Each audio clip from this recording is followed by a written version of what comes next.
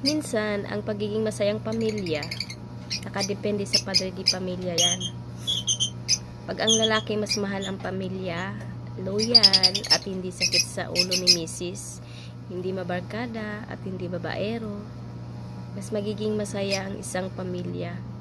Kasi ang lalaking loyal, pag naramdaman na kampante at kontento ka na sa kanya, maniwala ka, mas lalo kang mamahalin yan. Ang sarap tingnan ang pamilya pag ang lalaki mas mahal na mahal ang pamilya niya.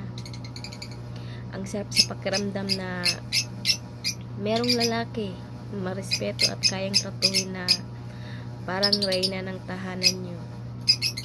Kaya kung ikaw may mister ka na ganyan, huwag mo nang pakawalan, dahil bihira lang makahanap ng lalaking ganyan. Yun lang. Thank you for watching, guys.